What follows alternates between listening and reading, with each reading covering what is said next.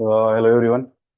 Tushar Chauhan, all India rank 216 और maths में इनके 293 है। Yes sir. Tushar test series में मैथोक्रेटी में थे, मिलते रहते थे। बाकी तो ये बताएंगे अपनी स्ट्रेटेजी कि जो भी मैथ्स से रिलेटेड क्वेरी आपकी है या इन जनरल जो भी होगा, ये तो सर। ठीक है। Thank you sir. First of all, hello everyone. My name is Tushar and I am a graduate in civil engineering from IIT Bombay. Hindi English बहुत या हिंदी रखना है sir?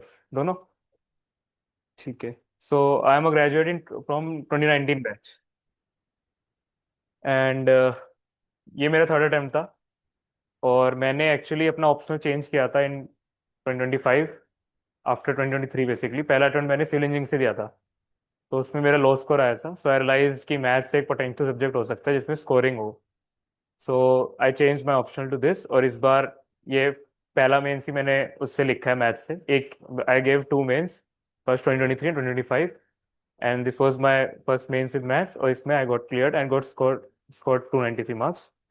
And first of all I would like to thank Shivraj sir for his personal guidance. Thank you sir, जो हमेशा available रहे थे जब भी कोई मेरे को इश्यूज आते थे या कोई डाउट्स होते थे। एंड एस एस सर ने कहा, मैंने टेस्ट सर की ही टेस्ट सीरीज ज्वाइन की है, और कोई टेस्ट सीरीज नहीं ज्वाइन की थी। एंड देन नोट्स भी सर ने शेयर किए थे मेरे को। दो उस वक्त जब मैंने स्टार्ट किया था कोर्स, तो इतना मेरे को अवेयरनेस नहीं थी। तो मेरे फ्रेंड ऑलरेडी सिलेक्टेड है शोहम, उन्होंने मेरे को बताया था कि how you can start with. So G20 folder से वहाँ पे जो नोट्स अवेलेबल है उनके थ्रू आई स्टार्टेड। और जब मिसिंग हुआ तो सर के थ्रू सर ने मेरे को कुछ नोट्स दिए, एंड जहाँ जहाँ बुक्स थी देर आई referred. So, coming to like why I choose optional this mathematics. So first was that कि obviously मैंने जैसे बताया कि मैं सिविल इंजीनियरिंग लिया था पहले, एंड देन उससे थोड़ा ओवरलैप था। सो आप लोगों का क्या क्या बैकग्राउंड है, को बता सकते हो? हाँ, metallurgy engineering, mechanical. So basically engineering है, mathematics background. So obviously interest के बेसिस पे आपने लिया होगा कि there are certain kind of overlap in this field, in this particular topic.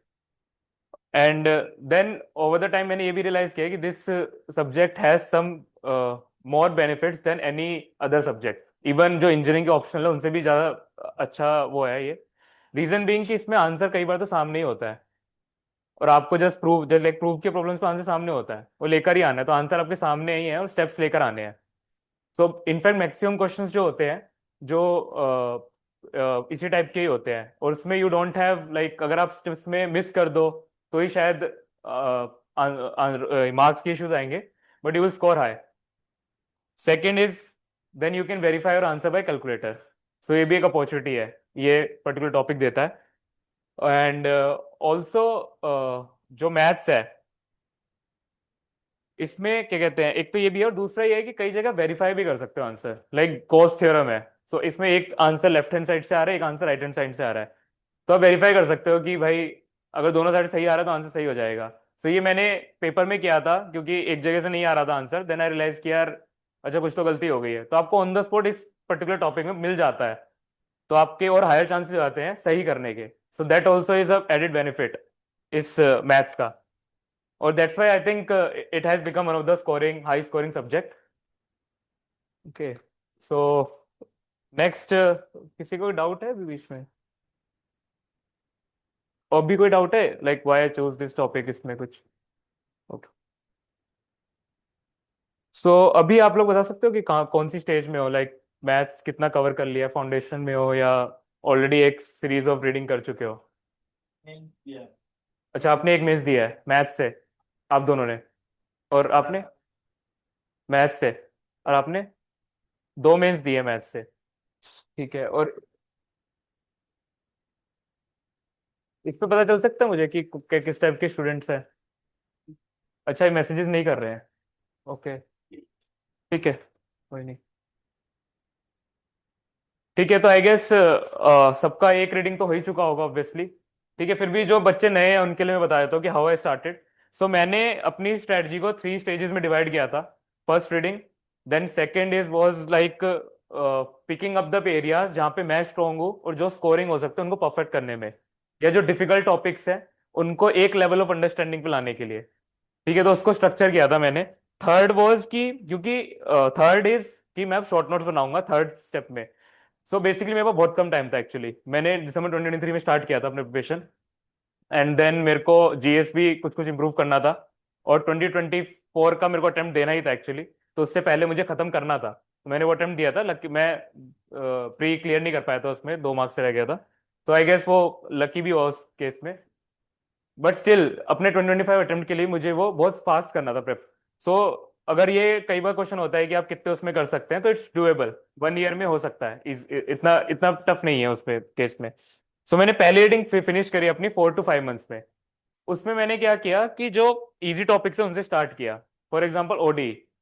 So OD was a topic which I felt easy. So वहां से मैंने स्टार्ट किया। मैंने फिर पिक किए कि जो जो सब्जेक्ट्स मैं ऑलरेडी पढ़ चुका हूँ कॉलेज के अंदर, या फिर कहीं पे सिविल इंजीनियरिंग में पढ़ लिए, जैसे कैलकुलस हो गया, तो कैलकुलस हम पढ़ लेते हैं।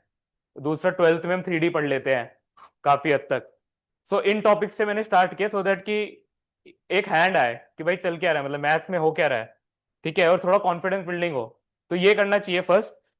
एंड देन जब आप ये कर लेंगे, इसके साथ पीवाईक्यूज देखते रहना चाहिए। सो आप जो भी फाउंडेशन नोट्स फॉलो कर रहे हो, उसकी 1 रीडिंग एक बार कंप्लीट हो जानी चाहिए। और उस वक्त ये देख लेना चाहिए कि जो डिफिकल्टी वाले पार्ट्स हैं उनको यू कैन स्किप, मतलब you have just red them. कि भाई जैसे कई बार, जैसे कुछ कुछ ओडी के टॉपिक में, एक आई थिंक पीडी के टॉपिक में बाद में बेसल फंक्शन और वो सब आते हैं, तो वो मैंने पार्ट स्किप कर दिया था। इनफैक्ट कैलकुलस में मैंने वो पार्ट स्किप कर दिया था, बिकॉज क्योंकि उसके क्वेश्चंस नहीं आते सिविल सर्विसेज एग्जाम में। सो मैंने रियलाइज किया इस पे टाइम देना है, और वो टफ भी लग रहा था। तो यू कैन, ये आप पर्टिकुलर कॉल ले सकते हो जब कि कौन सा टॉपिक अगर बहुत हार्ड लग रहा है, तो उसको फर्स्ट रीडिंग में इग्नोर करके जस्ट एक अंडरस्टैंड ले लिए कि अच्छा ये टॉपिक एग्जिस्ट करता है, और वहां से फिर यू स्टार्टेड। और उसके बाद जब आप फर्स्ट रीडिंग कंप्लीट कर ली थी, तो मैंने फिर कुछ कुछ टॉपिक छोड़ दिए थे। जैसे मॉडल अलजेब्रा हो गया। मॉडल अलजेब्रा में रिंग्स छोड़ दिया था, ग्रुप्स कर लिया था। वो भी मैंने सर की वीडियोस ही करी थी, तब तक मैं कोई नोट्स भी नहीं किया था। और स्टैटिक्स डायनामिक्स भी मैंने काफी हद तक छोड़ दिया था। वो भी सर की वीडियो से ही किया था बस, जो यूट्यूब पे अवेलेबल थी उस वक्त। तो वहां से मैंने स्टार्ट किया, और ये मैंने एक अंडरस्टैंडिंग ले ली। अब इसके बाद मैंने पीवाईक्यूज एनालाइज किए। 60-70% जो सिलेबस के टॉपिक्स थे उनको मैंने लिस्ट डाउन किया कि भाई किससे सबसे ज्यादा आते हैं क्वेश्चंस। जैसे कैलकुलस है, ओडीई है, पीडीई है, और दे आर स्कोरिंग ऑल्सो। उन टॉपिक्स को मैंने मास्टर्स करना स्टार्ट किया, मैंने उनको किया। उसके बाद मैंने उसी में 2 फेजेस थे। जब मैंने अपनी रीडिंग 1 खत्म कर ली थी, तो अब मैंने टेस्ट सीरीज लगाई थी। तो मैंने सर की टेस्ट सीरीज स्टार्ट की थी, सेक्शनल टेस्ट सीरीज। रीडिंग 1 की के बाद जब मैंने टेस्ट सीरीज लगाई, तो मुझे आइडेंटिफाई किया कि कौन से मेरे वीक एरियाज हैं और कौन से टॉपिक्स मैं ढंग से कर नहीं पाया हूँ। जैसे मैकेनिक्स हो गया, फ्लूइड डायनामिक्स हो गया, या मॉडल अलजेब्रा हो गया, मैं छोड़ दिए थे फर्स्ट रीडिंग में। सेकेंड रीडिंग में मैंने इन टॉपिक्स को पकड़ा, मैकेनिक्स, फ्लूइड डायनामिक्स और मॉडर्न अलजेब्रा। अब मैं इनको मास्टर करता गया। इनके मैंने शॉर्ट नोट्स बना लिए। हर प्रॉब्लम के बाद मैं डिसाइड करता था कि ये प्रॉब्लम पीवाईक्यू, मैं इसको मैं रेट किया प्रॉब्लम को, उसकी हार्डनेस के हिसाब से, डिफिकल्टी लेवल के हिसाब से, कि ये कितनी डिफिकल्ट है। सेकंड, ये पीवाईक्यूज में रिपीट हुई है, अगर ये पीवाईक्यूज में रिपीट है तो मैं उसको मोस्ट इंपॉर्टेंट करके अपने नोट्स में लिख लेता था, और फिर उसका जो आंसर था। तो यहाँ पे मैथ्स में जो हमारा जो जेई का मैथ्स है, और इसमें बस यही डिफरेंस है कि यहाँ पे कुछ कुछ रटना भी पड़ता है। ठीक है, आई थिंक वो अवेयर ही होंगे। और तो उसके जो ट्रिक्स हैं, उसके शॉर्ट नोट्स बनाना बहुत इंपॉर्टेंट है। सो अगर मैं यहाँ पे शो कर, बाद में एंड में शो कर दूंगा एक बार कि मैंने कैसे शॉर्ट नोट्स बनाए थे। सो वो बहुत इंपॉर्टेंट है इस पर्टिकुलर सेकंड रीडिंग में। इनफैक्ट जब सेकंड रीडिंग कर रहे हो, तो वहां पे आइडेंटिफाई करना कि ये प्रॉब्लम्स पीवाईक्यूज में आई है, और उसमें तभी आप जो डिफिकल्ट टॉपिक्स है उनको हैंडल कर पाओगे। क्योंकि उसमें सब कुछ नहीं करना है actually, but you should have a decent command कि आप कर पाओ अगर ऑन द डे पेपर में आ जाए। तो मेरी स्ट्रेटजी यही थी कि ऑन द डे पेपर आ जाए, तो अगर कोई जो इजी वाले क्वेश्चन है वो 100% कर लूँ, डिफिकल्ट टॉपिक्स के, मैकेनिक्स हो गया, स्टैटिक्स हो गया, और जो बहुत इजी टॉपिक्स हैं ओडी या कैलकुलस के, उनके तो 100% ही करने हैं। सो उन पे ज्यादा टाइम इन्वेस्ट किया कि उनके सारे क्वेश्चंस में कर लूँ पीवाईक्यूज, इवन दो हार्ड है, बट वो रिपीटेड अगर आ रहा है तो उसको कर लूँ। देन जब ये हो गई, तो फिर से मैंने को टेस्ट सीरीज लगाई। एंड उसके बाद अगेन सेम प्रोसेस कि आइडेंटिफाई द एरियाज। और फाइनली मैंने एक जब अपने शॉर्ट नोट्स बनाए, जो ये शॉर्ट नोट्स थे मैंने उनको उसमें मैक्सिमम पीवाईक्यूज को भी लेके सब कुछ कंसोलिडेट करने की कोशिश करी, and then I have revise them multiple times. और फिर मैंने उसके बाद मेंस, क्योंकि आई गेस प्री आ गया था, देन फिर मैंने मेंस के बाद एक टेस्ट सीरीज करी। और उसके बाद उस वक्त से थोड़े पीवाईक्यूज इंपॉर्टेंट है कि जो आपका लास्ट फेज है मेंस से पहले, उसमें you focus on the PYQs, क्योंकि आई गेस इस साल भी काफी सारे पीवाईक्यूज रिपीट हुए हैं। एंड और वो बहुत इंपॉर्टेंट है। सो वो मैंने ट्राई वो किया था लास्ट में। और वो ये भी है कि उससे कॉन्फिडेंस भी आता है, रेदर देन आप बहुत सारे बुक्स के क्वेश्चंस करो उस वक्त। वो नहीं, I would suggest do the PYQ so that confidence आ जाए। ठीक है, एंड देन ऑल्सो की टेस्ट सीरीज को आई यूज टू एनालाइज, तो जो भी टफ क्वेश्चंस थे उनके मैं अलग से एक नोट्स बना लेता था उनको रिवाइज करने के लिए।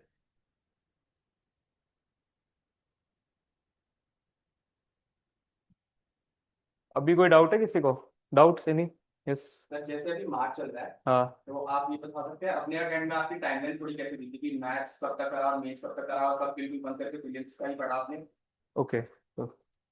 सो मेरी सारे अटेम्प्ट्स में सेम स्ट्रेटजी रही है कि एक्सेप्ट 2024 में, 2023 2025 में, कि मार्च के बाद प्री स्टार्ट किया था 3 मंथ्स का। तो उस वक्त उसमें इसमें आई वुड से मतलब दो वो है। अगर आप पहली बार दे रहे हो प्री, तो आपको एटलीस्ट 3 मंथ्स का देना ही पड़ेगा टाइम। अगर आप सेकंड या थर्ड अटेम्प्ट में आ चुके हो और आपने प्री में फॉरेस्ट का भी कट ऑफ क्लियर कर चुके हो कई पिछले अटेम्प्ट में, और आपके हाई स्कोर रहा है, तो उसमें आप एक बैलेंस कर सकते हो कि आप जो मैथ्स की प्रॉब्लम्स हैं, एटलीस्ट पीवाईक्यूज थोड़े थोड़े थोड़े थोड़े कर सकते हो, जो सो दैट कि आपका हाथ चलता रहे और यू आर प्रैक्टिस करते रहो आप। सो मतलब 1-2 घंटा भी दे सकते हो आई थिंक डिसेंटली ना, अगर आपने सेकंड या थर्ड अटेम्प्ट में हो तो प्री के टाइम पे भी। ठीक है, और किसी को डाउट है कुछ?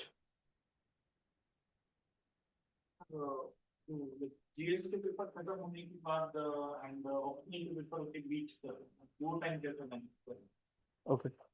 So on the day of जो जब एग्जाम हो रहा होता है बेसिकली, ओके। तो जब जीएस का खत्म हो जाता है उसके बाद वो टाइम कैसे मैनेज करना है? ओके। सो उसमें आई वुड सजेस्ट कि जो आपके नोट्स हैं, एटलीस्ट वो तो उसमें दोनों दो आपके आपने जब आपने पढ़ रहे होगे तो आपके दो टाइप के नोट्स हो जाएंगे रेडी, एक तो शॉर्ट नोट्स और एक फुल फुल वाले। अब ये पर्सन टू पर्सन डिपेंड करता है। सो कई बार शॉर्ट नोट्स में हम कुछ चीजें मिस भी कर देते हैं सारी प्रॉब्लम्स, और कई बार ऐसा भी होता है कि एक रीडिंग ले ली अपने नोट्स की और वो भी जाके बिना प्रैक्टिस के कर लिया। सो आप ये भी कर सकते हो कि आप एक जस्ट रीडिंग ले लो फुल नोट्स वाली और शॉर्ट नोट्स को रिवाइज कर लो। दूसरा ये है कि आप शॉर्ट नोट्स करके जस्ट थोड़े पीवाईक्यूज देख लो, और क्योंकि इस फेज में you have to focus more on revising, तो इस फोकस जो होना चाहिए प्रॉपर वो रिवीजन पे होना चाहिए। ठीक है, और कुछ ये कर सकते हैं कि हर टॉपिक का, मतलब मैं यही कर रहा था कि हर टॉपिक की कुछ कुछ प्रॉब्लम्स आपने कर ली, जिससे ये है कि आप आपका इसमें क्या है ना एक्चुअली मसल इसमें मसल मेमोरी होती है मैथ्स में। ठीक है, अगर वो मसल मेमोरी चली गई और वो प्रैक्टिस चली गई तो वो ऑन द डे नहीं आ पाता रिफ्लेक्ट। तो इसलिए कुछ कुछ प्रॉब्लम्स करते रहने चाहिए, और एक फुल टेस्ट उस पीरियड में भी दे दो, मतलब पेपर 1 पेपर 2 का रख के। तो मैंने यही किया है। ठीक है। कौन से वेडनेसडे या फिर थर्सडे? आई वुड सजेस्ट, वो तो पर्सन टू पर्सन डिपेंड करता है। मतलब कुछ लोग ऐसा होता है कि अगर एक दिन, मतलब मेरे साथ ऐसा हो सकता है कि मैं एक दिन पहले दे दूं और फिर मार्क्स मेरे अच्छे ना आए तो फिर मेरे को मैं डिमोटिवेट हो जाऊं। ठीक है। और कुछ का ये हो सकता है कि पहले दे दो, देन वो आई थिंक डिपेंड्स। मैं वैसा बंदा नहीं हूँ, मतलब ज्यादा प्लानिंग करने वाला। मतलब मेरे थोड़ा मूड पे डिपेंड करता था, अगर मेरे को लगा कि यार बाद में करना है तो मैं तब कर लूंगा, और पहले कर लूंगा तो वैसे कर लूंगा। तो एक बार अगर सिलेबस कंप्लीट हो गई तो उसको रिवीजन कैसे करता है, और दूसरा सर एक पीवाईक्यू कब तक ही करनी चाहिए? पीवाई की तो आई थिंक जितने अवेलेबल हैं उतने तो करने ही चाहिए। सो मैंने आई थिंक 1990 तक के तो अवेलेबल हैं, है ना। सो मैंने भी ट्राई किए थे, मैं ये नहीं कह रहा कि मैंने कर लिए। बट पीवाईक्यूज में बेसिकली क्या है, आपको हर पीवाईक्यू नहीं करना है। जब आप लास्ट 10 इयर्स के कर लोगे उसके बाद कुछ चीजें रिपीट भी होंगी, तो उनको तो आप स्किप कर सकते हो। सेम टाइप ऑफ क्वेश्चन है, अगर जैसे इसका है एलपीपी का है, तो उसमें सेम टाइप ऑफ क्वेश्चंस ही होंगे, नंबर चेंज हो जाएंगे, तो उनको दोबारा करने का सेंस नहीं है ना। आपको नया क्वेश्चन आइडेंटिफाई करना है, उसका खुद नोट्स बनाने हैं। इसको मैं फोन से कनेक्ट कर सकता हूँ स्क्रीन, मैं इनको एक पीवाईक्यू का नोट्स दिखा देता, शॉर्ट नोट्स, या मैं इस पे भेज दूं, इस पे PDF टाइप है। इसकी कुछ सर का खुला हुआ है क्या, सर सेंड कर। टेलीग्राम?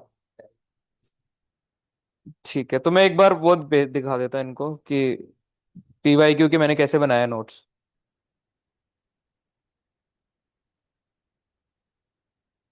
सो बेसिकली मैंने पीवाईक्यूज एक बार एनालाइज किए थे, उसमें से जो टफ थे, जो मुझे नहीं आ रहे थे, मैंने उन सबकी कटिंग्स काट के अपने इसमें लगा ली थी, फिर उनके जो सॉल्यूशन से रख लिए थे, तो मैं उनको रिवाइज कर लेता था, मुझे दोबारा से पीवाईक्यूज करने की जरूरत नहीं पड़ी थी।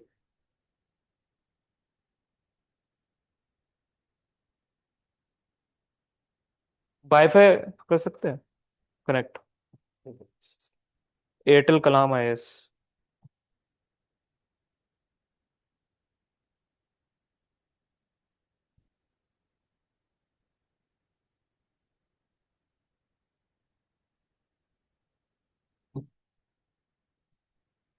ऑल्सो शॉर्ट नोट्स के लिए मैंने सोहम के ही रेफर किए थे, और वो मेरा बैचमेट है, सो आई गेस उसके अवेलेबल है, वो एक बार देख लेना, उसने अपलोड करे हुए हैं, तो वो मैंने उसके नोट्स रेफर किए थे। टेलीग्राम। सोहम वाले, वो मैं लिंक भेज दूंगा।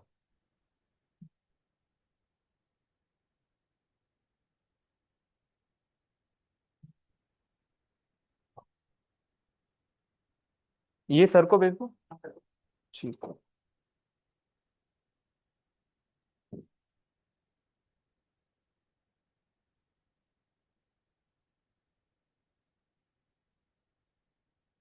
इतने ही हो रहा है, और कोई डाउट है अभी?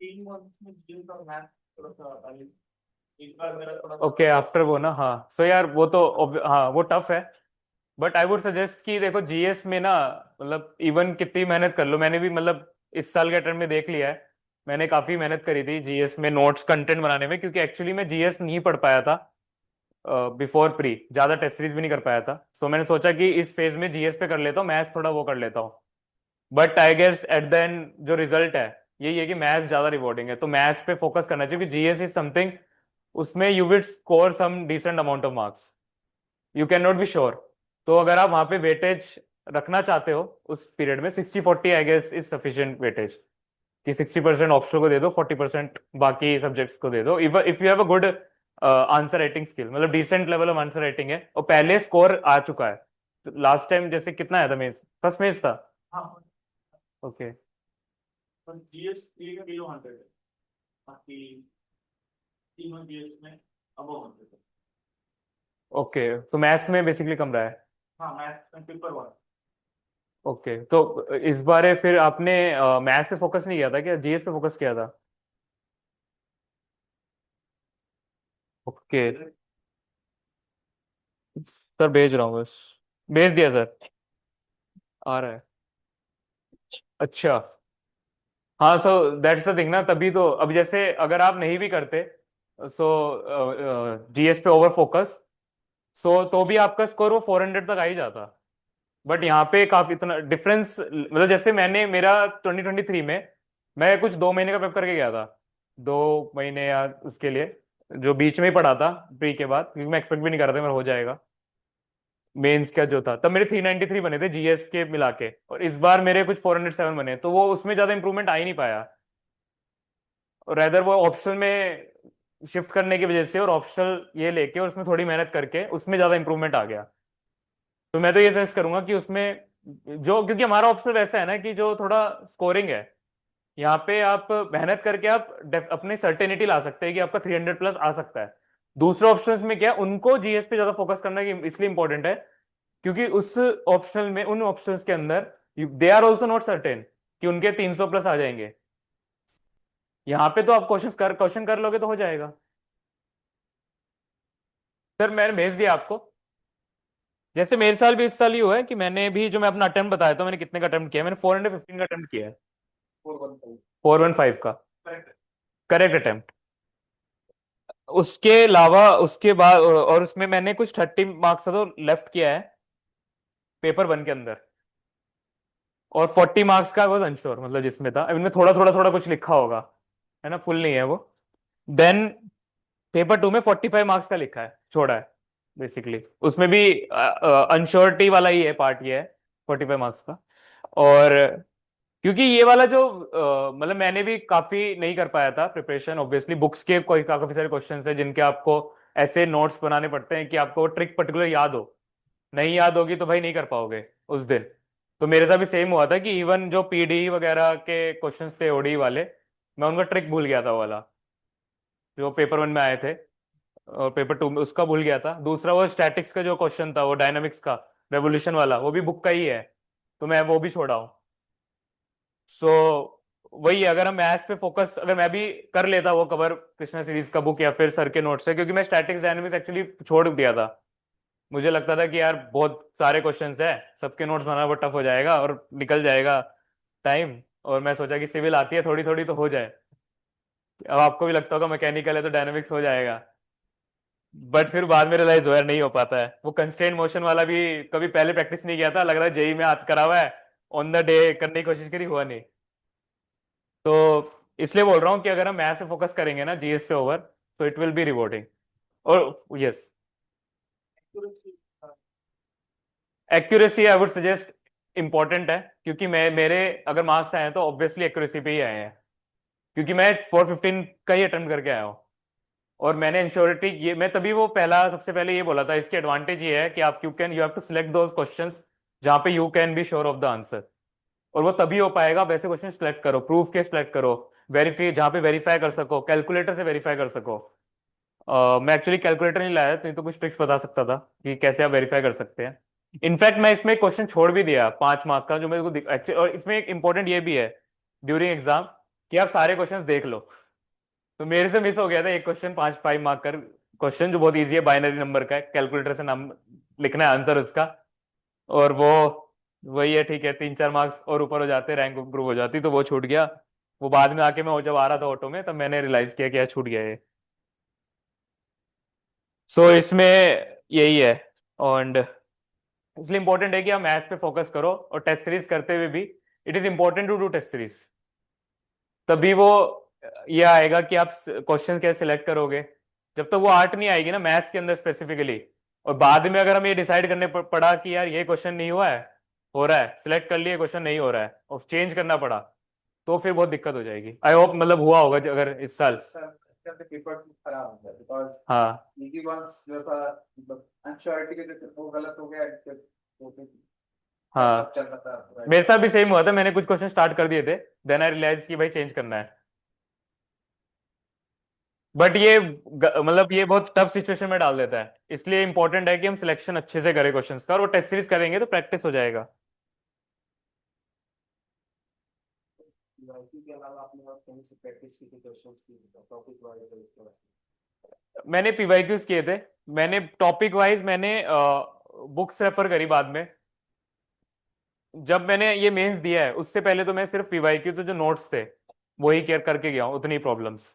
बस मैंने कैलकुलस के लिए एक बार वो कर लिया था, ये एस एल अरोड़ा वाला, उसमें जो प्रॉब्लम्स थी ये कन्वर्जेंस, मतलब टॉपिक वाइज जो थी प्रॉब्लम्स, क्योंकि उसमें से रिपीट हो जाती है, इसलिए जस्ट इसलिए अगर जिन मतलब इफ यू आर श्योर कि इन बुक से रिपीट हो सकते हैं प्रॉब्लम, जैसे स्टैटिक्स डायनेमिक्स कृष्णा सीरीज है, उसी में से ही आना है, जैसे सर भी कुछ प्रॉब्लम्स बताते हैं कि उन्हीं से आना है, तो जहां पे आप श्योर हो तो वो तो कर ही लो एटलीस्ट, अगर पता है कि एमडीआर में से आ सकते हैं तो वो तो कर ही लो। नहीं तो बाकी जैसे अगर न्यूमेरिकल एनालिसिस है, हमें तो बुक भी नहीं पता उसमें, तो उनमें जरूरत नहीं है, मतलब मेरा ऐसा मानना है एटलीस्ट। और पीवाईक्यूज इनफ है, उनमें से ही रिपीटेशन होता है। मैं यहाँ पे नोट सिखाया तो ये इससे हाथ से चल जाएगा। जैसे मैंने ये कट करके रख लिया, ठीक है, और इसका ये बना लिया प्रूफ का, अभी बुक का क्वेश्चन है ये। सिमिलरली ये वाला पीवाईक्यू का है, सो बस पीवाईक्यूज पीवाईक्यूज बना के मैंने ऐसे एक जगह रख लिए थे, ठीक है, तो मैं इनको रिवाइज कर लेता था। जैसे इसका जहाँ पे मतलब रिवीजन में दिख रहा है तो ऑब्वियसली हाईलाइट कर लो।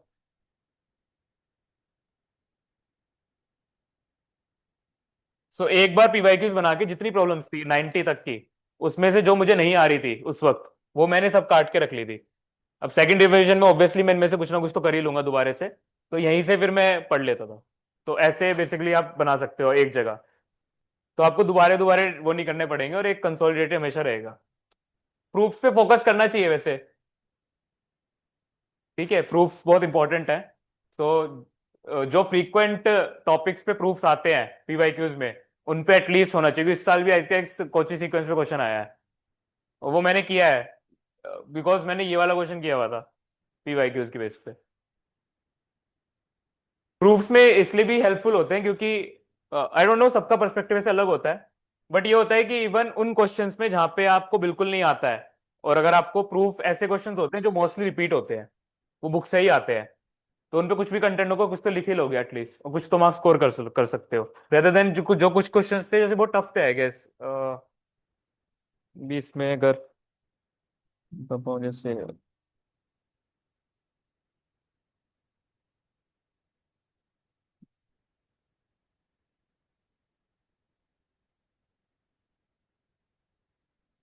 जैसे ये न्यूमेरिकल एनालिसिस का क्वेश्चन था, find the constant P R term for the quadrature formula. अब ये इस टाइप के क्वेश्चंस देखे हुए नहीं है, बट जो रियल एनालिसिस के प्रूफ्स आते हैं उसमें वी नो कि पहले आए हुए हैं कोची सीक्वेंस, मॉडर्न अलजेब्रा के भी रिपीटेड क्वेश्चंस ही थे। सो इन टॉपिक्स पे वी शुड फोकस, कि हमें पता है कि मैंने जो एनालिसिस एनालिसिस किया उसमें मेरे को ये रियलाइज हुआ जो कैलकुलस के जो प्रूफ्स हैं वो मोस्टली बुक से आते हैं, और जो मॉडर्न अलजेब्रा के प्रूफ्स हैं वो भी सेम ही आते हैं, उनमें कोई out of the box question नहीं है। तो हमें कुछ टॉपिक्स हमें अंडरस्टैंड करने चाहिए कि हमारे स्कोरिंग एरियाज क्या हो सकते हैं। मॉडल अलजेब्रा बहुत इंपॉर्टेंट एरिया है। मैंने अगर पेपर 2 में मेरे कुछ आई थिंक 141 आए हैं, सो मैंने मॉडल अलजेब्रा का क्वेश्चन किया उसमें, और मैंने प्रूफ के ही क्वेश्चन किया उसके अंदर, जबकि मैं ये वाले स्किप किया हूँ जो नीचे के थे ना, ये ट्रंकेशन एरर वाला, और पीडी पीडी का भी ये वो हो गया था, क्योंकि इसमें ये वाला फिट हो रहा था क्वेश्चन, कांस्टेंट पी वाला। फिर ये लेग्रांजियन वाला, क्योंकि हमें पता नहीं यार कौन से में कब कौन सा फिट हो जाए, टफ क्वेश्चन कहाँ फिट हो जाए, हो सकता है किसी पीडीई के इजी क्वेश्चन के साथ कोई टफ क्वेश्चन फिट कर दिया हो। तो इसलिए इंपॉर्टेंट है कि हम वो एरियाज चूज करें, सभी एरियाज को होलिस्टिकली पढ़ लें बस एक बार, और जो रिपीटेड है थीम्स उनको फोकस करें। तो मॉडल अलजेब्रा एक ऐसा टॉपिक है जहां पे रिपीटेड ही आते हैं, तो उनके अगर पीवाईक्यू सारे कर लोगे, और जो नोट्स में दे रखे हैं वो कर लोगे सारे, तो ऑब्वियसली उसमें हो जाएगा।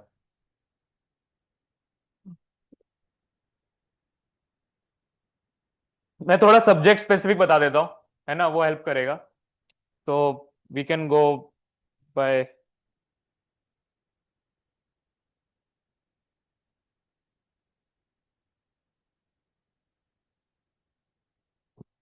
हाँ।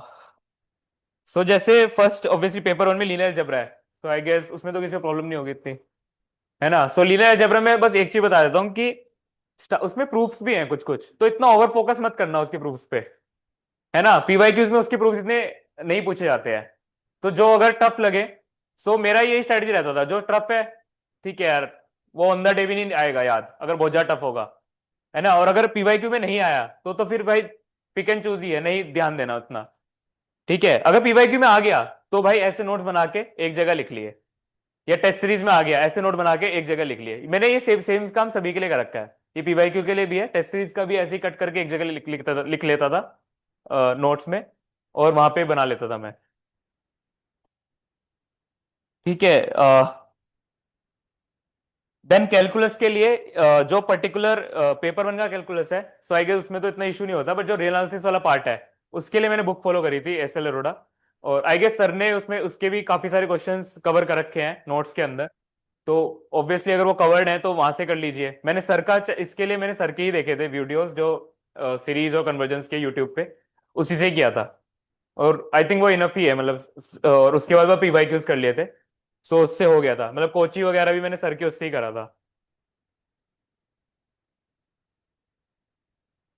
एंड एनालिटिकल ज्योमेट्री है, देन एनालिटिकल ज्योमेट्री सेम, जो पीवाईक्यूज में आए हैं वो तो 100%, क्योंकि ये बहुत स्कोरिंग टॉपिक है एनालिटिकल ज्योमेट्री, और इसमें जो 50% पार्ट है वो 12th से रिपीटेड है। तो जो इजी, अब इसमें वो बता देता हूँ कि मेंस के बाद कैसे रहती स्ट्रेटजी। अब आप ब्रेक कर सकते हो, आपको हर टॉपिक का सब कुछ नहीं पढ़ना होता, जो इजी है, आपको पता है कि मेरे को बहुत इजी है यार, शॉर्ट डिस्टेंस निकालना है, मुझे फॉर्मूला पता है तो मैं याद हूं, तो उसका भी मेंस के बीच में उसकी प्रैक्टिस करने की जरूरत नहीं है। ये आप कर भी सकते हो डिपेंडिंग ऑन योर लेवल। और जस्ट उस हफ्ते के अंदर आपको वो टॉपिक्स फोकस करने चाहिए जो आप भूल जाओगे, जो आपको याद नहीं है, जो आपने मल्टीपल टाइम्स करे नहीं है ना। तो मैं मेरी स्ट्रेटजी इसमें क्या होती है कि मैं एनालिटिकल ज्योमेट्री का जो 3D के बाद का क्वेश्चन चालू होता है, इलिप्सॉइड के बाद का, उसको कर लेता, स्फेयर को वाले को कर लेता, उनको उनसे कर लेता, क्योंकि उनमें से अगर कोई क्वेश्चन ऐसा फंस गया, जो इजी वाले हैं कि सर्कल, ग्रेटर सर्कल निकालना है, वो तो मैं पूरे साल करता आया हूं, तो वो तो वैसे भी हो जाएगा, अगर मैं एक बार उसमें प्रॉब्लम करने की जरूरत नहीं है, रिवाइज करके कर लूंगा मैं। तो ये हमें पिक एंड चूज करना बहुत इंपॉर्टेंट है मैथ्स के अंदर, कब हमें कौन सा टॉपिक पढ़ना है, तो ये बहुत इंपॉर्टेंस प्ले करता है। देन ओडी में भी अगेन, ओडी में बहुत सारा कंटेंट ऐसा है जो बहुत हार्ड है, लाप्लास के बाद की कुछ कुछ चीजें आ जाती हैं, नोट्स में दे रखी है ना। तो उसके लिए बहुत इंपॉर्टेंट है पीवाईक्यूज करना। पीवाईक्यूज देखो, एनालाइज करो कि कौन से टॉपिक्स आते हैं ज्यादा, और उनकी ट्रिक्स, जो जब हम ओडी को सॉल्व करते हैं तो कुछ में स्पेशल ट्रिक्स है, तो उनकी नोट्स बना लो, शॉर्ट नोट्स।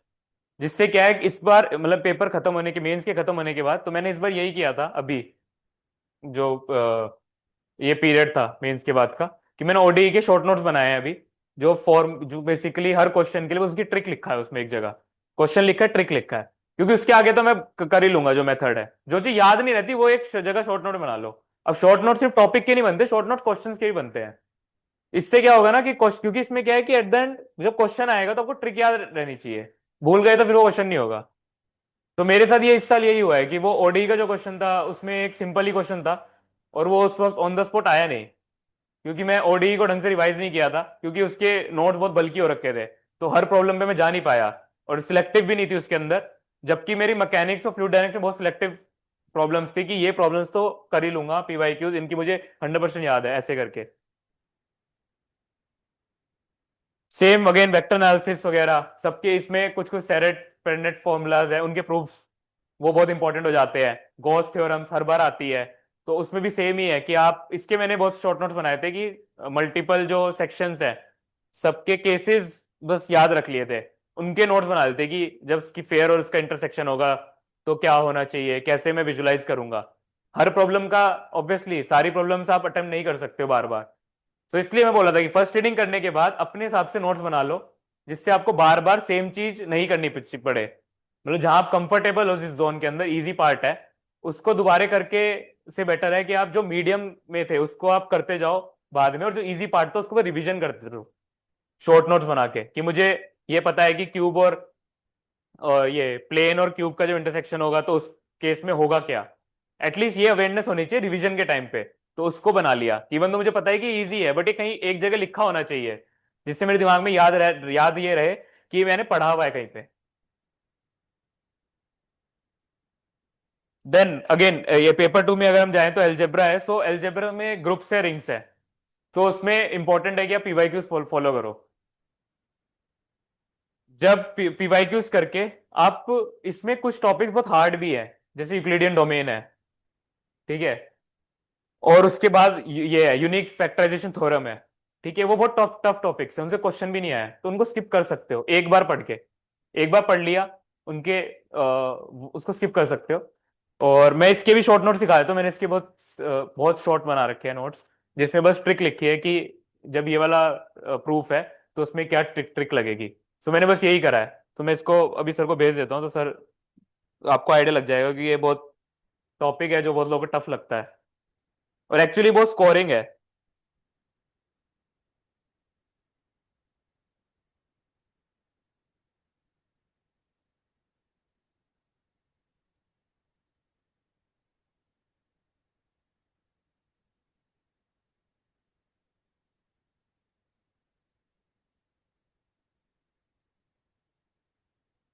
इतने अपलोड हो रहे हैं मैं, और जो देन रीएनालिसिस है, कॉम्प्लेक्स है, ऑलरेडी डिस्कस्ड।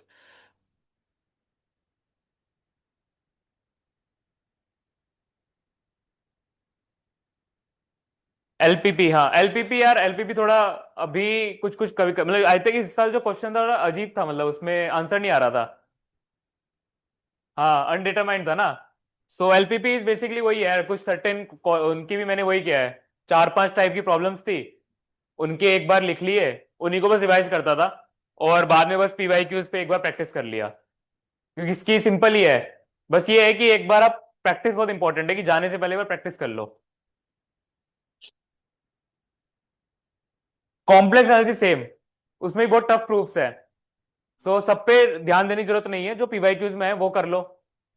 एटलीस्ट से क्या होता है, मैं कंफर्ट जोन में आ जाता हूँ कि जहां पे आप इतने लेवल पे रहो कि आप 280 290 स्कोर कर लो, और बाकी आपका जीएस भी कर दे, ठीक है। परफेक्ट स्टेज उस रिटर्न में आएगी जब आप सारा बुक्स भी लगा लो, मतलब बुक्स भी कई सारे प्रॉब्लम्स कर ली, और आप सारे पीवाईक्यूज हमने कई बार कर लिए हैं, तब आप 300 अबव तो ऑब्वियसली जा ही पाओ, चले जाओगे। बट एटलीस्ट हम इतना करें कि हमारा, मेरा जो अप्रोच यही था कि भाई इतना कर लूं कि 290 अबव तो आ ही जाऊं, कि कहीं ना कहीं एसए में बढ़ गए मार्क्स या जीएस में आ जाए, मतलब इतना तो बेसिक रहे मेरा। मतलब ऐसा ना हो कि मैं इतना करने के चक्कर में इतना भी ना करूं कि भाई फिर मैथ्स में मेरे 250 से नीचे ही आ रहे हैं, मिस हो जाए काफी सारी चीजें। क्योंकि इसमें क्या, अगर सब करने जाओगे ना तो फिर आप हर एरिया को स्ट्रॉन्ग नहीं कर पाओगे। तो पिक एंड चूज बहुत इंपॉर्टेंट है, मेरी स्ट्रेटजी तो यही थी basically, pick and choose, simple.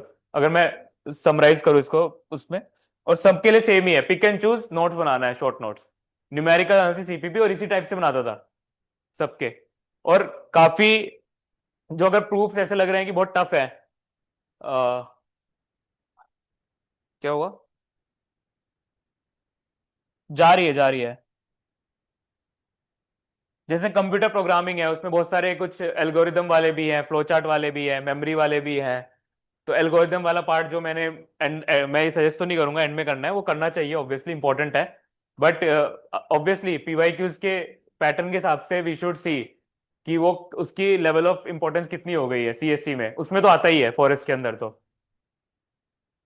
और वो सब मेमोरी वेमोरी वाले पढ़ने की जरूरत नहीं है, क्योंकि वो नहीं आया अभी तक।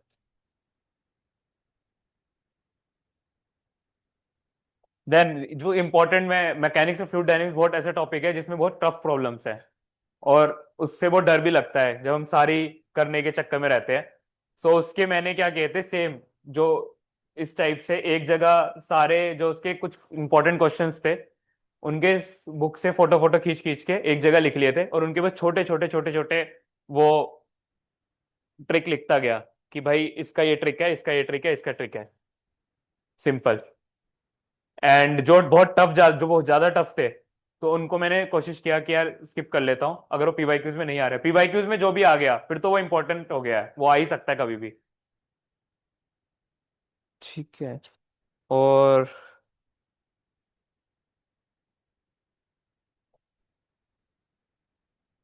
ठीक है, फाइनली यही है, अगेन समरी में यही बोलूंगा कि you have to pick and choose इस पर्टिकुलर मैथ्स के अंदर, और पीवाईक्यूज पे यू शुड प्रैक्टिस, और उनको मल्टीपल टाइम्स करो, एंड देन टेस्ट सीरीज में भी जो है क्वेश्चंस, उनके शॉर्ट नोट्स बना लो।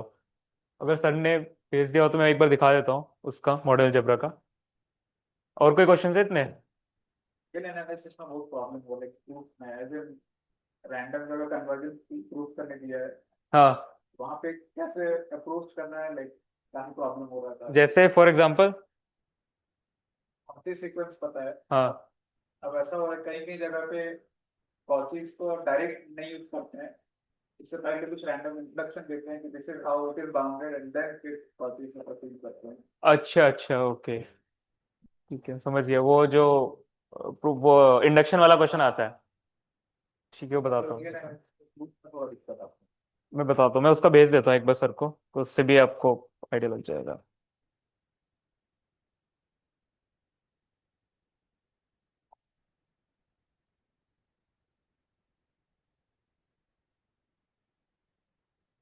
हम्म,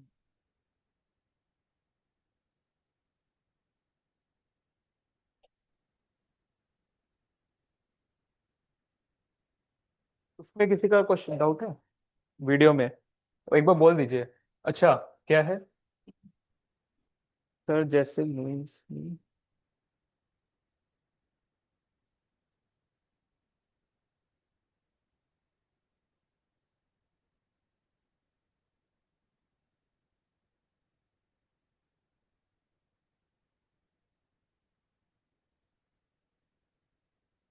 ओके, उत्कर्ष, मैंने आपका क्वेश्चन पढ़ लिया है, वो अवेलेबल है अभी, है ना? ठीक है। सो आपका जो पहला क्वेश्चन है उसमें, हाँ, आप बोल रहे हैं कि 90 का एवरेज है और ऑप्शनल पे फोकस करो नहीं। आई थिंक आपको बैलेंस करना चाहिए, जैसे मैंने पहले ही बोला था कि 60-40 रख लीजिए। 60% अपने ऑप्शनल पे फोकस कीजिए, 40% क्योंकि बहुत इंपॉर्टेंट है। You can not be dependent on one. और अगेन सेम, और मैथ्स में आप पीवाईक्यूज पे ज्यादा फोकस कीजिए।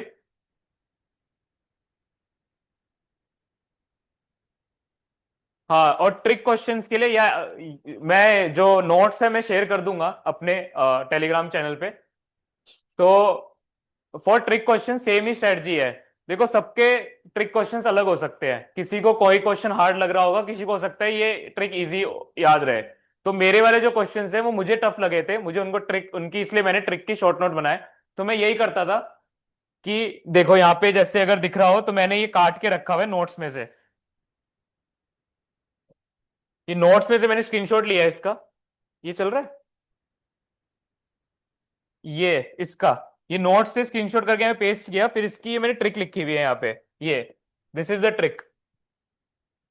सो ऐसे अगर आप नोट्स बनाएंगे तो आपको ट्रिक क्वेश्चन की ट्रिक याद हो जाएगी।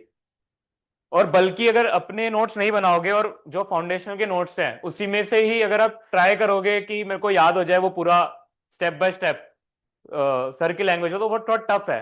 तो जो सर जो क्वेश्चन है वहां से पिक कर लिया, और जो अपनी लैंग्वेज में ट्रिक छोटी सी याद रख ली कि भाई ये ट्रिक है कि इस पर्टिकुलर क्वेश्चन में सेट ऑफ विंडो ओनली सब नोट एन आइडिया। हाँ, तो यहाँ पे वो 2 i को बिलोंग करता है, बस 3/2 नॉट बिलोंग करता है, इसलिए नहीं है। तो वो इतना याद रख लिया।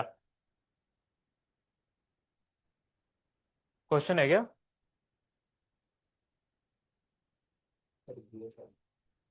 सो जीएस से मैथ्स के मैनेज करने के लिए आई हैड 2 स्ट्रेटजीज। कभी मैं ऑल्टरनेट डेज करता था और कभी मैं हर दिन करता था 50-50 करके। बट मेरा फोकस हमेशा ही रहता था कि जो सेटिस्फेक्शन है वो आना चाहिए। अगर आप सेटिस्फाइड हो कि आपने मैथ्स में कर लिया है, पीवाईक्यूज इनफ कर लिए हैं, आपका सबसे पहले स्ट्रेटजी प्लान बनना चाहिए। तो आप स्ट्रेटजी प्लान बनाओ कि मैं इतना इतना पढ़ूंगा, बेस्ड ऑन किसी का भी देख के, किसी भी टॉपर का टॉक देख लीजिए वहां से कि ये पढ़ना तो है, इंपॉर्टेंट है। फिर अपना कुछ सोचिए कि क्या क्या इंपॉर्टेंट लग रहा है बेस्ड ऑन पीवाईक्यूज। जब आप ये कर लेंगे, देन यू शुड फोकस कि जो उसके बाद अपना टाइम आप एलोकेट कीजिए। ठीक है, और मैं मैथ्स के लिए अगेन सेम ही बोलूंगा कि 60% तो मैथ्स को देना चाहिए और 40% उसको दीजिए, क्योंकि जो स्कोर है जीएस का उसमें आप ज्यादा से ज्यादा 20-30 कर लेंगे। और एट बेस्ट अगर बहुत अच्छा आंसर लिख लिया है तो जाके आपका 450 पहुंचेगा, 460 पहुंचेगा। वो स्कोर करना बहुत अनरियलिस्टिक है फॉर मैथ्स के स्टूडेंट्स, क्योंकि मैथ्स अपने आप में बहुत लेंदी है। तो आप इससे बढ़िया मैथ्स में स्कोर कर लीजिए 300 के अराउंड, और वहां पे आप डिसेंट स्कोर रखिए कि 400 के अराउंड, जो अचीवेबल है जीएस के अंदर डिसेंट प्रैक्टिस के साथ और डिसेंट अमाउंट ऑफ एफर्ट के साथ। तो उसके लिए इतना मत सोचिए कि मैनेज कैसे होगा, जितना भी आप कर रहे हैं वही सेम रेशियो रखिए 60-40 का, तो वो हो जाएगा। रेस्ट ऐसे शॉर्ट नोट्स बनाने पे ज्यादा एफर्ट दीजिए। जैसे यहाँ पे मैंने सिर्फ इसके प्रूफ के लिए ये ट्रिक याद रखी है। पूरा इसमें ऐसे प्रूफ तो बहुत बड़ा है ये, उसका कंटेंट लिखा होगा, तो लैंग्वेज तो आपको बना ही लोगे उस पे। तो आप एक उसकी वो भी ट्रिक है कि लैंग्वेज याद रखने के लिए 2-3 क्वेश्चन की बस लैंग्वेज याद रख ली, और बाकी फिर बाकी क्वेश्चंस के लिए ये रख लिया याद, है ना? तो जैसे मैंने इंटीग्रेशन में किया हुआ है ऐसा कि उसके पहले फर्स्ट वाले क्वेश्चन को पूरा लिख लिया कि उसका प्रूफ क्या होता है, let P by this, let P ये करेंगे। उसके बाद अगले में बस मैं ये लिखता था इसका पार्टीशन ये होगा, इसका यूपीएफ ये बनेगा, इसका एलपीएफ ये बनेगा, खत्म। तो सेम यहाँ पे यही है सब में, उसका इतना लिखा है और ये लिखा है। तो इस तरीके से अगर आप ये करेंगे ना मॉडल अलजेब्रा को, तो आपको याद हो जाएगा। सब में सेम ही स्ट्रेटजी यूज हुई है।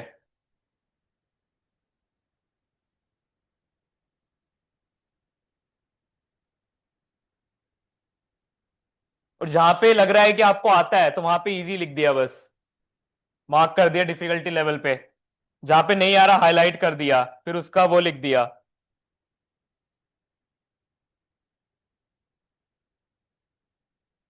जहां पे हार्ड लग रहा है वो हार्ड कर लिया, जिससे आप क्वेश्चंस को रिवाइज कर लो। क्योंकि मैथ्स के अंदर it's not only important to revise the topic, but it also important to revise the questions. जो टफ क्वेश्चंस है उनकी ट्रिक्स याद रखना।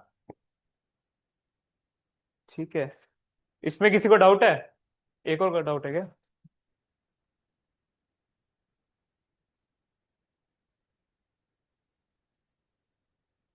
Okay, so Shriram, I would suggest कि आप अगर आपको फर्स्ट अटेम्प्ट है तो आप प्री पे मार्च से, तो मतलब मार्च आ ही चुका है, सो नेक्स्ट 3 मंथ्स तो प्री के लिए दीजिए। एंड इस बीच आप 1 to 2 आवर्स रख सकते हैं मैथ्स के लिए।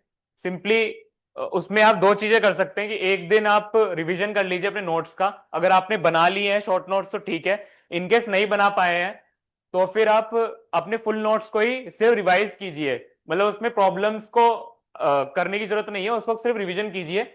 और जो उसका सेकेंड डे होगा सेम 2 आवर्स का, उसमें आप प्रॉब्लम्स प्रैक्टिस कीजिए। ठीक है, प्रॉब्लम्स प्रैक्टिस आप पीवाईक्यूज की कीजिए इस फेज के अंदर। ठीक है, सो आप ऐसे कर सकते हैं कि जैसे लाइक मंडे है तो मंडे को मैंने रिवाइज कर लिए अपने नोट्स, जो जो क्वेश्चन उसमें दे रखे थे उनको पढ़ लिया, उनके आंसर्स देख लिए, उसमें हाईलाइट भी करता जा रहा हूं। सेकेंड डे मैंने क्या किया कि पीवाई उसी टॉपिक के पीवाईक्यू स्टार्ट कर दिए, तो वो करने चालू कर दिया। इससे क्या है कि आपको एक बस फील रहेगी कि मैं मैथ्स कर रहा हूं, और वो हमेशा मसल मेमोरी बिल्डअप होती रहेगी। और क्या था, जीएस। और बाकी अपना फोकस प्री पे रखिए अगर आपका फर्स्ट अटेम्प्ट है। अगर आप बहुत ज्यादा कॉन्फिडेंट है कि ठीक है यार पहले हो चुका है, तो आप अप्रैल तक आप मैथ्स कर सकते हैं मतलब ऑब्वियसली मेंस कर सकते हैं मैथ्स अप्रैल। उसमें उस केस के अंदर अपने शॉर्ट नोट्स बनाइए पहले। अगर आपके शॉर्ट नोट्स रेडी नहीं है तो आपको बहुत डिफिकल्टी होगी आफ्टर प्री, सो इसलिए इंपॉर्टेंट है पहले आपके शॉर्ट नोट्स बनाए। तो शॉर्ट नोट्स बना के फिर आप उनको रिवाइज करते रहे।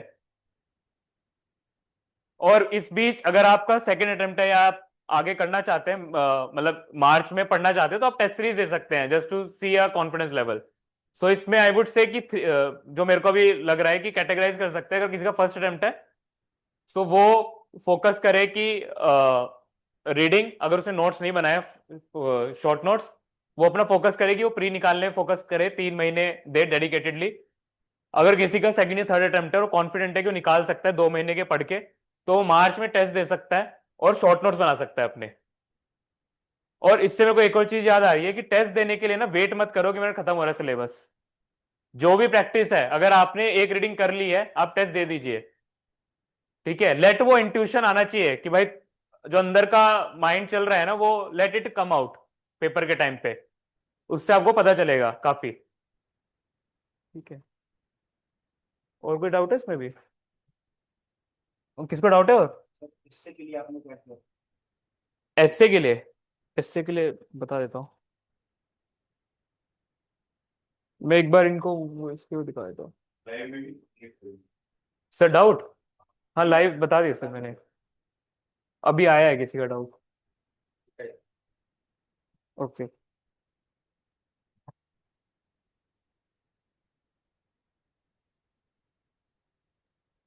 मैं एक वो उसका पीडीएफ शेयर कर देता हूँ सीक्वेंसेस वाला, वो उसका बोल रहे थे ना कोची वाला। हाँ, मैंने सर को एक को पीडीएफ भेजा है।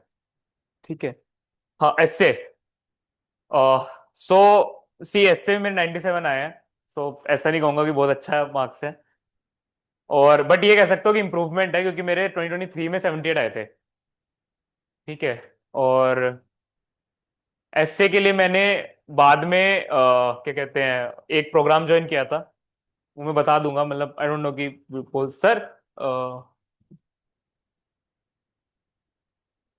सर एसए के लिए पूछ रहे हैं तो मैं बता सकता हूँ प्रोग्राम का नाम? हाँ, अच्छा ठीक है। तो मैंने दिव्या मैम का एसए एनरिचमेंट प्रोग्राम ज्वाइन किया था। तो उसमें जो उन्होंने दो देती हैं बुकलेट्स को, एक तो एनेक्डोट्स है, एग्जांपल्स है, कोट्स है, तो वहां से वो कंटेंट प्रिपेयर कर लिया। फिर उनके साथ एक 1 to 1 हुआ था, तो उससे थोड़ा समझ आ गया लॉजिक ऑफ फ्लो कैसे होगा। और फिर मैंने ट्राई किया कि मैं हर वीक लिखूं, but obviously it's not possible, but I should say कि एक एक हर वीक आप लिखना चालू कीजिए, एक ही ऐसे लिखिए 1.5 घंटे का। और सबसे पहले इंपॉर्टेंट ये है कि आप एग्जाम्पल्स रेडी रहे, और पीवाईक्यूज एनालाइज करके ना ब्रेनस्टॉर्म करके थीम्स पिक कर ले। ठीक है, जैसे सपोज अभी क्वेश्चन क्या चल रहा है, ट्रुथ नोज एक आया था शायद, ट्रुथ हैज नो कलर, है ना, तो इसमें ब्रॉडर थीम क्या है, ट्रुथ है। So truth as a theme prepare कर लीजिए कि what is truth, what is truth. अब ट्रुथ में भी कई तरह की थ्योरीज हैं, क्यों है truth, then is truth always beneficial, what is falsehood, उसका काउंटर, मतलब थीसिस एंटीथीसिस। ठीक है, तो इस तरीके से आपने थीम्स प्रिपेयर कर लीजिए और ब्रेनस्टॉर्म कीजिए। तो इसलिए एक फर्स्ट यही होगा कि कोई भी एक, आई गेस कोई भी कोर्स कर लीजिए जहाँ पे सब में स्टैंडर्ड ही बताते हैं कि थीसिस एंटीथीसिस और डायमेंशंस को, टॉपिक को ब्रेक डाउन कैसे करना है। जब वो आ जाएगा तो आप पीवाईक्यूज पे वो चीज ट्राई कीजिए, एंड देन उन थीम्स के बेसिस पे अपने एग्जाम्पल्स प्रिपेयर कर लीजिए, एनेक्डोट्स प्रिपेयर कर लीजिए। अब जो मैंने प्रोग्राम ज्वाइन किया था उसमें ये एडवांटेज था कि थीम वाइज लिस्टेड थी चीजें, सारे एग्जाम्पल्स और वो सब कोट्स वगैरह, तो वो एक हेल्प हो जाती है। एंड देन मैंने ये अटेम्प्ट दे दिया था, मुझे लगा फिर भी मैं श्योर नहीं था ऐसे के उसके लिए, तो मैंने फिर से ट्राई किया क्या करता हूँ इस मेंस देने के बाद। तो मैंने फिर अपना फ्लो अच्छा करने के लिए, ग्रामर अच्छे करने के लिए, तो मेरे एक दोस्त ने सजेस्ट करी थी कि एक जो जीमैट है, जीमैट की बुक आती है वर्बल कर उसकी, कप्लान की वर्बल फाउंडेशंस। तो उसमें ये बताया गया है कि ग्रामर कैसे वर्क करती है, ग्रामर का जो लॉजिकल फ्लो है, सेंटेंसेस कैसे लिखने हैं, रन ऑन सेंटेंसेस कैसे बचाने हैं, तो जिससे आप कंसाइजली और इफेक्टिवली लिख सकते हो। तो वो बुक छोटी सी है, आई वुड सजेस्ट कि वो बुक कर लो, क्योंकि वो उसमें अ, अच्छे से ना आपका फ्लो बन जाएगा। क्योंकि इशू ये होता है, coming from in engineering background, हमारा ना राइटिंग में फ्लो नहीं है। और वो इसलिए नहीं है क्योंकि हम ग्रामर को ऊपर नीचे कर देते हैं, और इसलिए हम जो बात बोलना चाहते हैं वही हम क्या कहते हैं, बड़ा लिख देते हैं। जैसे सिंपल एग्जांपल देता हूं अभी, इसमें लिख सकते हैं यहाँ, हाँ ठीक है ना। जैसे मैंने लिखा I am Tushar who secured, ठीक है ना। अब मोस्टली हम क्या करते हैं, मैं ये लिख दूंगा हु सिक्योर्ड ऐसे रैंक कर 216 रैंक, फिर कहानी लिखूंगा and I am from Delhi, ऐसे करके लिख दूंगा और उसको बढ़ाता चला जाऊंगा, मोस्टली होता है। तो उसमें ऐसे बताया गया है कि इसको आप इंप्रूव कैसे कर सकते हो। तो मैं क्या करूंगा, ये हटा दूंगा, या इसमें नीचे लिख देता हूँ थोड़ा, समझ आएगा सेम सेंटेंस में। ये क्या हुआ, अच्छा रोटेट हो गया, तो इसीलिए है।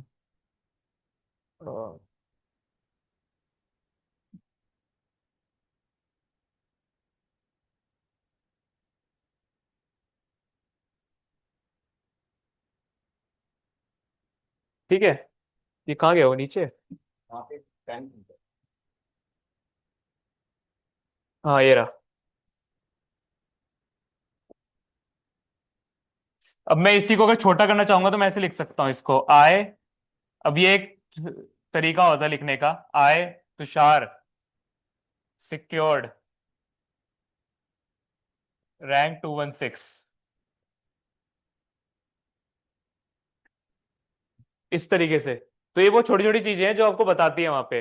अब जैसे एंड में भी जब हम लिखते हैं तो इसमें भी हमें ग्रामेटिकली सेम वो रखने होते हैं फ्रेजेस, एंड के साथ हम अलग अलग टाइप नहीं कर सकते। तो ये सारी चीजें उसमें बता रखी है। जैसे अगर अभी मेरे को कोई अगर याद आ रहा हो एग्जाम्पल तो मैं लिख सकता था एग्जाम्पल कोई, बट अभी याद नहीं आ रहा है, मैं लिख देता नहीं तो। पर बुक का नाम। हाँ बुक का नाम लिख देता हूँ मैं।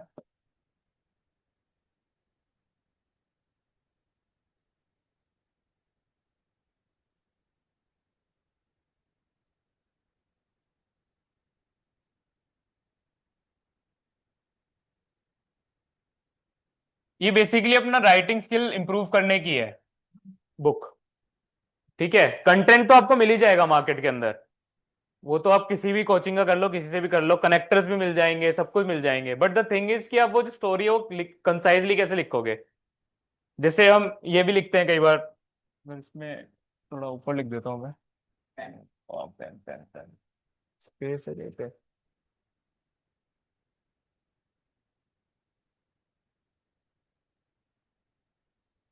जैसे मैंने ये लिख दिया आई एम रनिंग एंड, फिर ये अपनी वो चेंज कर दूं वॉज ईटिंग ऐसे करके, ये भी गलत हो जाता है। एंड के साथ ग्रामेटिकली चीजें सेम सही होनी चाहिए। तो ऐसे, और अगर हम ये वाले फ्रेज यूज कर रहे हैं कि रनिंग, तो आप बीच में स्टोलन नहीं ला सकते, फिर आपको स्टीलिंग लाना होगा। ये वो छोटी छोटी चीजें हैं, इससे फ्रेजेस कम हो जाते हैं और इफेक्टिवनेस आती है। सो वो उस बुक में दे रखा है।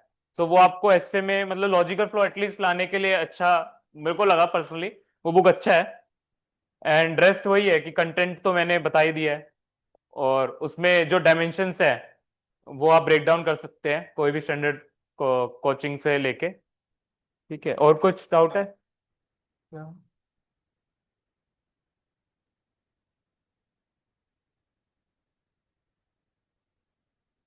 जीएस में आपको मैथ्स ऑप्शन में कोई बेनिफिट तो नहीं मिलता, तो मार्क्स इम्प्रूव क्या कर सकते हैं जीएस है ऐसे? ठीक है, मैं जीएस का बता देता हूँ। मैंने पहले फाउंडेशन विजन आईएएस से किया था, और उसके बाद मैंने ये क्यूईपी किया एम के यादव सर का, और वैल्यू एडिशन के लिए। सो आई थिंक वो हेल्पफुल है, और जीएस में आपकी उससे आंसर राइटिंग अच्छी इंप्रूव हो जाएगी। जीएस में इट इज वेरी इंपॉर्टेंट कि आप ब्रेनस्टॉर्म कीजिए पीवाईक्यूज को। जीएस में ये पीवाईक्यूज ब्रेनस्टॉर्म कीजिए, और थीम वाइज उसमें भी सेम ही स्ट्रेटजी है। थीम वाइज आप अपना टॉपिक को एनालाइज कीजिए, और उसमें डेटा ऐड कीजिए, एग्जांपल्स ऐड कीजिए। मैं एक दिखा देता हूँ जीएस का, तो एक आइडिया लग जाएगा आपको notes.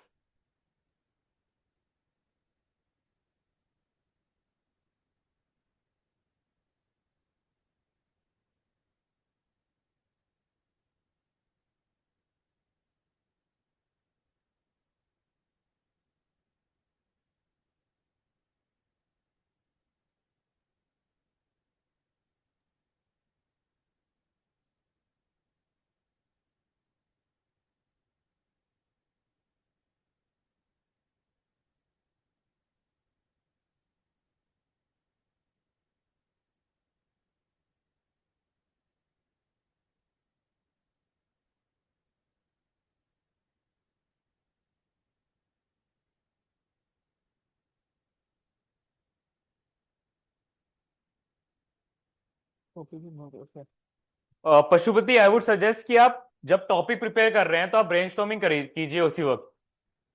Okay, and then answer जब आप ब्रेनस्टॉर्म करोगे ना कि what is that, what aspect, why aspect, how aspect, उस टॉपिक के टाइम पे ही, तो जब आप क्वेश्चन को ब्रेनस्टॉर्म करने की कोशिश करोगे तो वो हो जाएगा। Then you will be able to do the question. Without उसके नहीं हो पाएगा। मैं आपको एक बार नोट्स दिखा देता हूँ तो आपको समझ आएगा।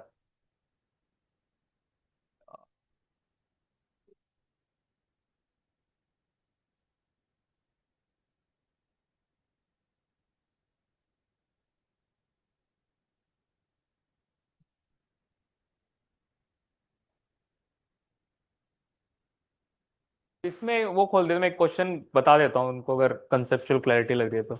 ब्रेक करना, कोई भी पेपर खोल दीजिए, GS 1 2 3 का इस साल का खुल जाएगा। इस पे बोर्ड पे नहीं आएगा? हाँ, तो इस सर के उसमें डाउनलोड कर लीजिए ना, GS 3 PYQ। सर को बोल दीजिए, मैं भेजूंगा इतने।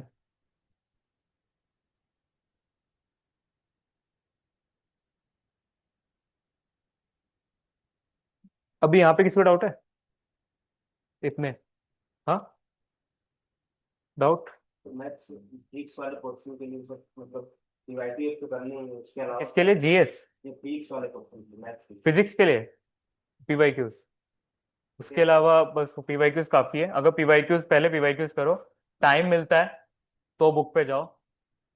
ठीक है, क्योंकि अभी तक तो यही सिनेरियो रहा है कि भाई PYQs ही रिपीट हो रहे हैं, है ना। और उसके बाहर जब आप पीवाईक्यूज कर लोगे ना, तो आपको इतनी अंडरस्टैंडिंग होगी, उसके बाहर कोई टॉपिक आगे इजी वाला मॉडरेट लेवल डिफिकल्टी का, वो आप बिना बुक के क्वेश्चन को, बिना क्वेश्चन को देखे हुए कर लोगे, है ना। और उसके बाद भी अगर टाइम है, तब जो हार्ड वाले क्वेश्चन होते हैं, मतलब जो आपने, ऐसा होता है ना मैथ्स में क्या होता है, एक सेट ऑफ क्वेश्चन होता है, उसकी ट्रिक हर जगह लगेगी ना।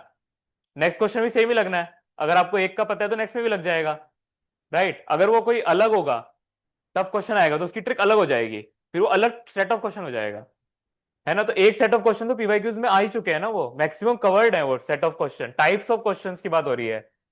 It is not about quantity of questions covering यहाँ पे, it is about type of questions to cover. ठीक है, जैसे वर्चुअल वर्क का क्वेश्चन है, तो बार बार मैं हेक्सागन के क्वेश्चन थोड़ी ना करूंगा, क्योंकि वो सेम ही है ना, हर बार सेम ही आएगा। मैं एक बार हेक्सागन का देखूंगा, मैं एक बार देखूंगा पेंटागन में क्या होता है, या एक बार देखूंगा टू कंस्टेंट वाले में क्या होता है ना। एक बार वो देखूंगा कि वो थ्रेड के साथ क्या हो रहा है, सबका ऐसा टाइप ऑफ क्वेश्चन ही देखूंगा ना इसमें। एक ही प्रॉब्लम के 10 क्वेश्चन नहीं कर सकता, गॉस थ्योरम पे 10 क्वेश्चन नहीं कर सकता ना, unless until shapes are varying. Even numbers change हो जाएंगे तो मेरे को तो कोई फायदा नहीं हो रहा ना उससे। तो मेरा आइडिया ये कह रहा हूं, तो वो पीवाईक्यूज में maximum type of diversity covered हो चुकी है ऑलरेडी, इसलिए उसके बाहर जाने की जरूरत नहीं पड़ती है। सर को मैंने एक और पीडीएफ भेजी है नोट्स की, एग्रीकल्चर की।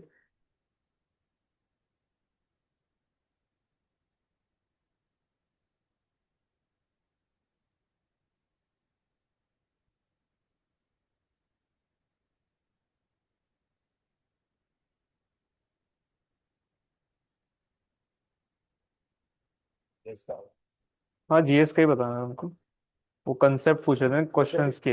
हाँ दूसरा पीडीएफ नहीं ये चलेगा।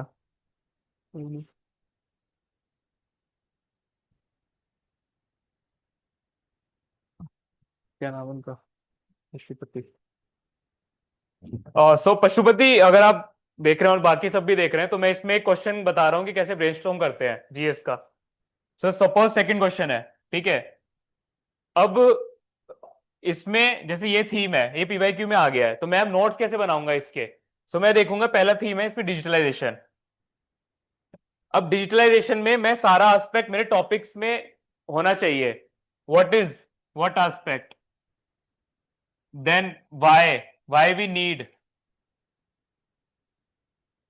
बेसिकली बेनिफिट्स, देन इसके साथ चैलेंजेस क्या है, और वे फॉरवर्ड। ठीक है। अब जब ये सब सेट्स बन जाएंगे टॉपिक्स के अंदर, तो मैं क्या करूंगा, अब इसमें स्टार्ट करूंगा। ठीक है, डिजिटलाइजेशन वर्ड पता चल गया है। इसमें मैं अब ऐड करूंगा डेटा। इंडिया का डेटा क्या है, इंडिया में कितने लोग डिजिटलाइज हो चुके हैं। जब मेरे पास डेटा आ जाएगा, तो मेरे पास अब मेरे को कहीं भी मान लो दिखा कि यार इंडिया में आज 900 मिलियन यूजर्स हैं इंटरनेट के, फ्यूचर में कुछ 1.2 करोड़ होने वाले हैं। ठीक है, कहीं पे मिला मेरे को वैल्यू एडिशन, तो मैं उसको क्या करूंगा, क्या मैं उसको ग्राफ में रिप्रेजेंट कर सकता हूं। तो ये मेरे पास डायग्राम आ जाएगा। ठीक है, तो ये आपको कहीं भी मिल जाएगा, किसी भी बुकलेट में, किसी भी कोचिंग की। Then why we need, again benefits.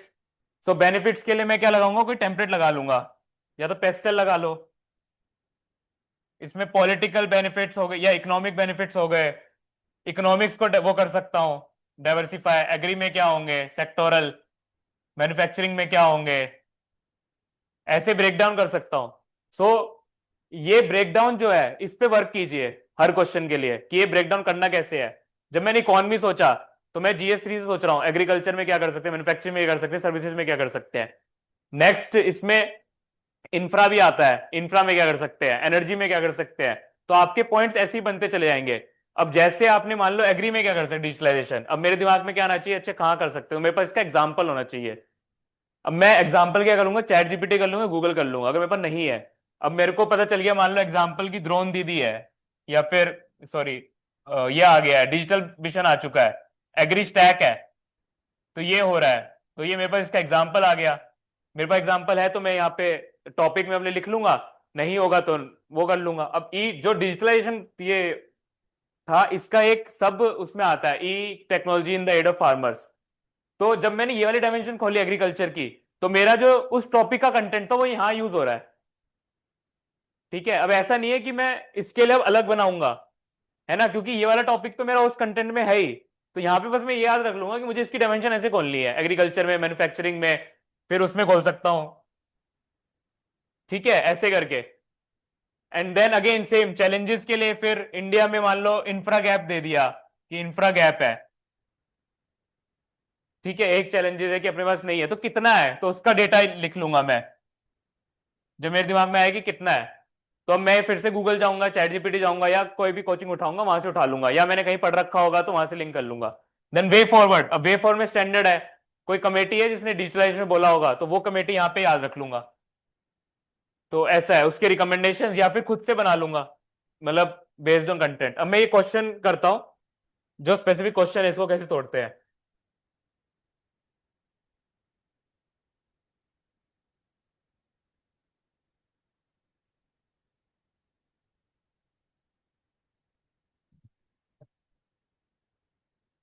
अब जो ये क्वेश्चन है, किसी को ट्राई करना है। तोड़ने का करना है? ठीक है, बताओ भाई। Currently, like, intro में you can write the average remaining number of users. Right. So basically इसमें यही है, what is the state of digitalization है। स्टेटस भी पूछा है तो हम ये कर लेंगे, डिजिटलाइजेशन फर्स्ट हमारा कीवर्ड बन गया। सेकंड यहाँ पे प्रॉब्लम्स ही पूछी है तो बहुत बेसिक हो गया, और यहाँ पे इंप्रूवमेंट डायरेक्ट क्वेश्चन हो गया है तो। सो यहाँ पे हम क्या करेंगे, डिजिटलाइजेशन हो गया तो डेटा लिख देंगे वही 900 मिलियन वाला एक डेटा है, इंटरनेट यूजर्स है। फिर इसमें एक ये वाला है 2 लाख ग्राम पंचायत कनेक्टेड डिजिटल मिशन में, है ना, भारत नेट के अंदर। तो वो वाला डेटा लिख देंगे। अब जब प्रॉब्लम्स आएगा तो ये कीवर्ड बहुत इंपॉर्टेंट है, एग्जामिन। जब एग्जामिन द प्रॉब्लम्स आ गई तो हमें सारी बतानी है, 360 डिग्री बतानी है। ठीक है, तो अब इसको मैं डाइवर्सिफाई कर दूंगा। इंफ्रा में क्या है, गवर्नमेंट में क्या है प्रॉब्लम्स, कि गवर्नमेंट की वजह से क्यों नहीं हो पा रहा डिजिटलाइजेशन, क्या कोई डिवाइड है, जेंडर पर्सपेक्टिव आ जाएगा, सोशल का आ जाएगा। और जब ये आएगा तो यहाँ पे हम इंप्रूवमेंट्स लिख सकते हैं जो हमारे कंटेंट में होगा, जब हमने कंटेंट बना लिया होगा। ये वाला कर लेते हैं, इसमें थोड़ा स्टेटमेंट बेस्ड है तो ये जैसे रहेगा, कमेंट भी है। ये करना ट्राई।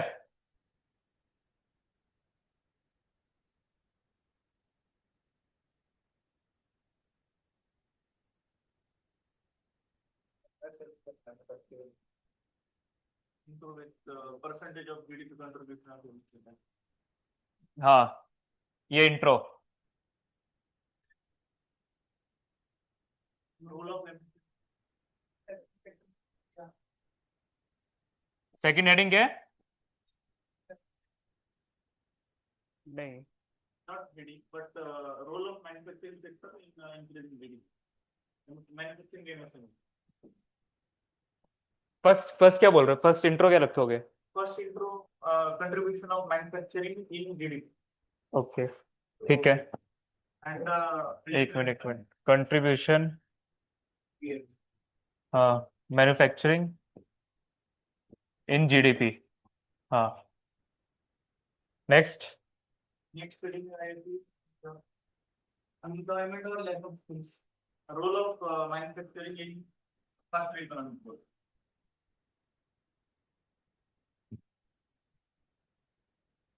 रोल ऑफ,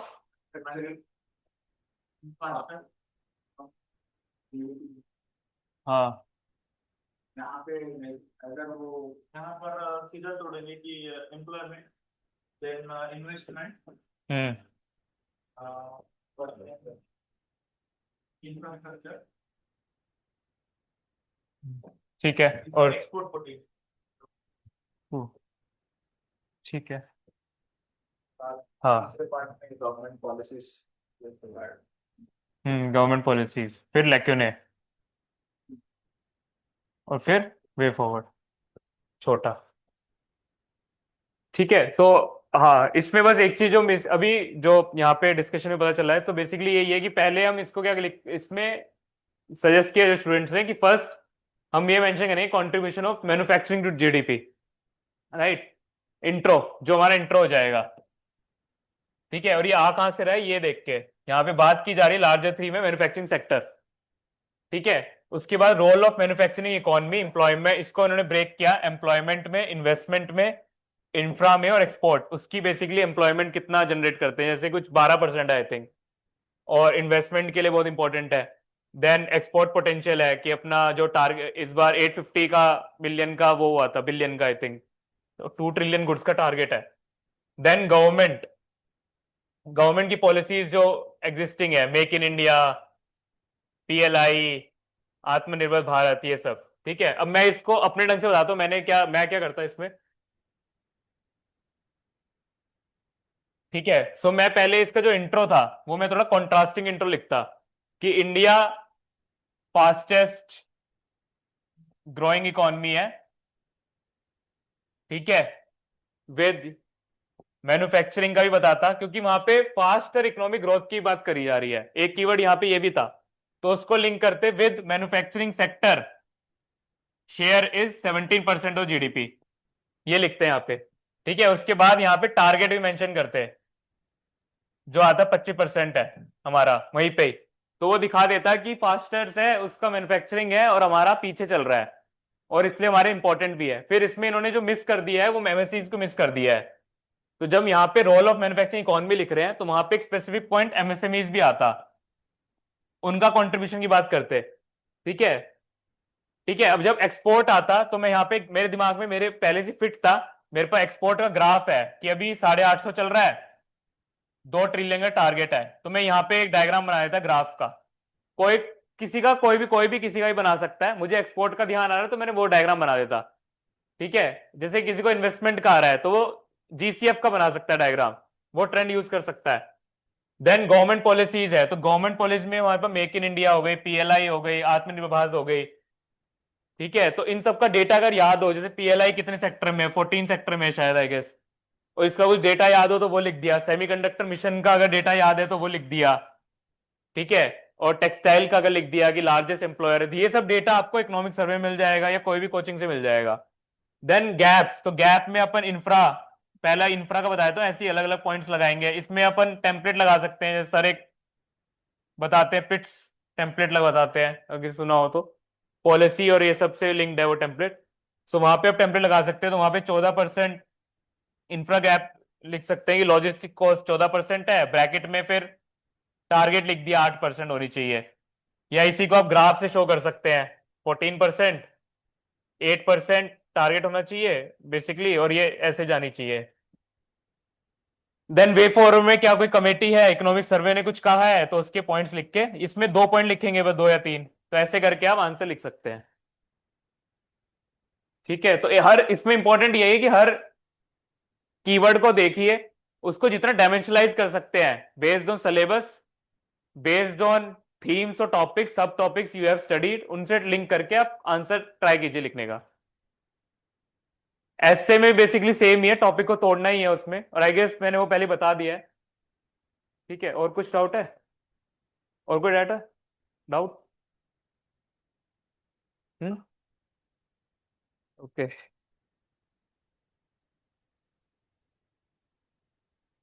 ठीक है आई गेस। ठीक है, thank you all, all the best for the next attempt.